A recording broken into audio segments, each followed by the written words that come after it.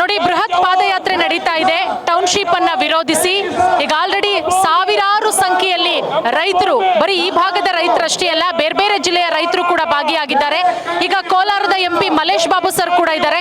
Sir, township ಅನ್ನ ವಿರೋಧಿಸಿ 516 ದಿನಗಳ ಹೋರಾಟ ಈಗ ಪಾದಯಾತ್ರೆಯವರೆಗೂ ಕೂಡ ಬಂದು ನಿಂತಿದೆ. ಈ ಹೋರಾಟದ ಬಗ್ಗೆ ಏನು ಹೇಳ್ತೀರಾ?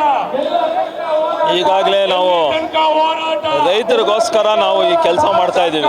ಏನು ಈ ಪಾದಯಾತ್ರೆ ಮಾಡ್ತಾ ಇದ್ದೀವಿ, ಸರ್ಕಾರ ಮತ್ತೆ ಮುಖ್ಯಮಂತ್ರಿಗಳು ಅರ್ಥ ಮಾಡ್ಕೋಬೇಕು. ರೈತರನ್ನ ವಿರೋಧ ಮಾಡಬಾರ್ದು. ಏನು ಟೌನ್ಶಿಪ್ ಮಾಡಬೇಕು ಅಂದ್ಕೊಂಡಿದ್ದಾರೋ, ಎಲ್ಲಿ ನೀರಾವರಿ ಇಲ್ವೋ ಅಂತಹ ಜಾಗದಲ್ಲಿ ಹೋಗಿ ಟೌನ್ಶಿಪ್ ಮಾಡಲಿ. ಫಲ ಏನು ಒಳ್ಳೆ ನೀರಾವರಿ ಇರೋದು, ಒಳ್ಳೆ ಜಮೀನುಗಳನ್ನ ಇಟ್ಕೊಂಡು ರೈತರು ಅವರು ಜೀವನ ನಡೆಸ್ತಾ ಇದ್ದಾರೋ ಅದನ್ನು ಕಿತ್ಕೊಂಡು ಟೌನ್ಶಿಪ್ ಮಾಡೋದು ಒಳ್ಳೇದಲ್ಲ. ಇದು ನಾವು JDS ಪಾರ್ಟಿ ಮತ್ತು BJP ಪಾರ್ಟಿಯವರು ಯಾವಾಗಲಾದರೂ ಅಲ್ಲಿ ಟೌನ್ಶಿಪ್ ಮಾಡಬೇಕು ಅಂತ ನಾವು ಎಲ್ಲೂ ಚಕಾರ ಎತ್ತಿಲ್ಲ. ಇದನ್ನ ಅರ್ಥ ಮಾಡ್ಕೋಬೇಕು. ಇದು ರಿಯಲ್ ಎಸ್ಟೇಟ್ ಮಾಫಿಯಾ ಮಾಡಕ್ಕೆ ಇವರು ಕಾಂಗ್ರೆಸ್ ಪಾರ್ಟಿಯವರು ಮಾಡ್ತಾ ಇದ್ದಾರೆ ಅಂತ ಹೇಳಕ್ ಇಷ್ಟಪಡ್ತೀನಿ. ಈಗ ಕಾಂಗ್ರೆಸ್ನವ್ರು ಹೇಳ್ತಾರೆ ಇದು ಕುಮಾರಸ್ವಾಮಿ ಅವರ ಕನ್ಸಿನ ಕೂಸು, ಅವರೇ ಮಾಡಿದ್ದು ಸ್ವಾಮಿ, ಈಗ ನಮ್ಮ ಮೇಲೆ ಎತ್ತಾಗ್ತಿದ್ದಾರೆ ಅಂತ. 2006ರಿಂದ ಏನು ಈ ಟೌನ್ಶಿಪ್ ಶುರುವಾಯಿತು ಆವತ್ತಿಂದ ಎಲೆಕ್ಟ್ರಾನಿಕ್ ಮೀಡಿಯಾ ಇಲ್ಲಾಂದ್ರೆ ಪ್ರಿಂಟ್ ಮೀಡಿಯಾ ಅಲ್ಲಿ ಏನೇನಿದೆ ಎಲ್ಲ ನೋಡಿ, ನೀವೇ ಒಂದು ಸಂಶೋಧನೆ ಮಾಡಿ.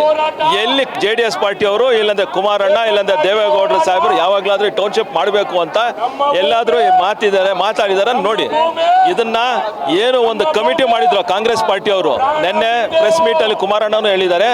ಅದರಲ್ಲಿ ಇವಾಗಿರೋ ಮುಖ್ಯಮಂತ್ರಿನೂ ಏನು DK ಶಿವಕುಮಾರ್ ಅವರೇ ಮೆಂಬರ್ ಆಗಿದ್ರು, ರಾಮಲಿಂಗಾರೆಡ್ಡಿ ಸಾಹೇಬರು ಆಗಿದ್ರು, ಕೃಷ್ಣ ಬೈರೇಗೌಡರು ಆಗಿದ್ರು. ಅವರೇ ಹೇಳಿದ್ದಾರೆ ಇಲ್ಲಿ ಒಳ್ಳೆ ಫಲಿತಾಂಶವಾದ ಭೂಮಿ ನಡೀತಿದೆ, ಇಲ್ಲಿ ನೀರಾವರಿ ಇದೆ, ಇದನ್ನ ಏನು ಮಾಡಬಾರ್ದು ಅಂತ ಅವರೇ ಒಂದು ರಿಪೋರ್ಟ್ ಕೊಟ್ಟಿದ್ದಾರೆ. ಆ ರಿಪೋರ್ಟ್ ಇಟ್ಕೊಂಡು ಇವಾಗ ಯಾಕೆ ಇದನ್ನ ಮಾಡಬೇಕು ಅಂತ, ಟೌನ್ಶಿಪ್ ಮಾಡಬೇಕು ಅಂತ ದಯವಿಟ್ಟು ಅರ್ಥ ಮಾಡ್ಕೊಳ್ಳಿ ಸರ್ಕಾರ ಅಂತ ಹೇಳಕ್ ಇಷ್ಟಪಡ್ತೀನಿ. ಈಗ ಒಂದಷ್ಟು ರೈತರ ವಿರುದ್ಧ FIR ಆಯ್ತು ಕಳೆದ ಕೆಲ ದಿನಗಳ ಹಿಂದೆ, ಗೊತ್ತು. ಈಗ DK ಶಿವಕುಮಾರ್ ಅವರ ಸರ್ಕಾರ ಜಿದ್ದಿಗೆ ಬಿದ್ದವರಂತೆ, ಇಲ್ಲ ನಾವು ಟೌನ್ಶಿಪ್ ಮಾಡೇ ಮಾಡ್ತೀವಿ. ಬಾಲಕೃಷ್ಣ ಅವ್ರು ಹೇಳ್ತಾರೆ ಕೋರ್ಟಿಗೆ ಹೋಗ್ತಾರ, ಹೋಗ್ಲಿ ರೈತರು ಅಂತ.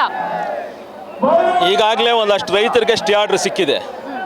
ಸುಮಾರು ಒಂದು ವಾರ 10 ದಿನ ಹಿಂದೆ 40 ಜನ ಇವ್ರಿಗೆ. ಇನ್ನು ಮುಖ್ಯದ ರೈತರು ಇವಾಗ ಅಪೀಲ್ ಮಾಡ್ತಾರೆ, ಅವ್ರಿಗೂ ಸ್ಟೇ ಆರ್ಡರ್ ಸಿಗುತ್ತೆ. ಸರ್ಕಾರ ವಿರುದ್ಧ ಏನು ಕೋರ್ಟ್ ಆದೇಶ ಕೊಡುತ್ತೋ ಇವಾಗ ಅದು ಅರ್ಥ ಮಾಡ್ಕೋಬೇಕು. ಬರೀ ದಬ್ಬಾಳಿಕೆ, ಅವ್ರ ಪೊಲೀಸ್ ಫೋರ್ಸ್ ಇದೆ ಮತ್ತೆ ಅಡ್ಮಿನಿಸ್ಟ್ರೇಷನ್ ಫೋರ್ಸ್ ಇದೆ ಅಂತ ಹೋಗೋದಲ್ಲ. ಏನು ಒಂದು ಕೋರ್ಟಲ್ಲಿ ಅವ್ರಿಗೆ ಸ್ಟೇ ಆರ್ಡರ್ ಬಂದಿದೆಯೋ ಇದೆಲ್ಲ ನಮಗೆ ಜಯ ಅಂತ ಹೇಳಕ್ ಇಷ್ಟಪಡ್ತೀವಿ. ನಮಗಂತಲ್ಲ, ರೈತರಿಗೆ ಜಯ. ಇನ್ನು ಮಿಕ್ಕಿದ ಜನನು ಅವರು ಸ್ಟೇ ಆರ್ಡರ್ಗೆ ಅಪ್ಲೈ ಮಾಡ್ತಾರೆ ಅಂತ ನಮಗೆ ಒಂದು ಮಾಹಿತಿ ಇದೆ. ಅದು ಹಾಕ್ತಾರೆ, ಅವ್ರಿಗೂ ಸ್ಟೇ ಸಿಗುತ್ತೆ ಅಂತ ನಮಗೆ. ಸರ್, ಈಗ ಈ ಹೋರಾಟ 516 ದಿನದಲ್ಲಿ ಶುರುವಾದಂತ ಹೋರಾಟ ಇವತ್ತಿಗೆ 516ನೇ ದಿನ. ಇಲ್ಲಿ ಸೇರಿರುವಂತಹ ಜನ ನೋಡಿದ್ರೆ ಗೊತ್ತಾಗುತ್ತೆ ದಿನದಿಂದ ದಿನಕ್ಕೆ ಜನ ಬೆಂಬಲ ಎಷ್ಟು ಮಟ್ಟಿಗೆ ಸಿಗ್ತಾ ಇದೆ ಅಂತ.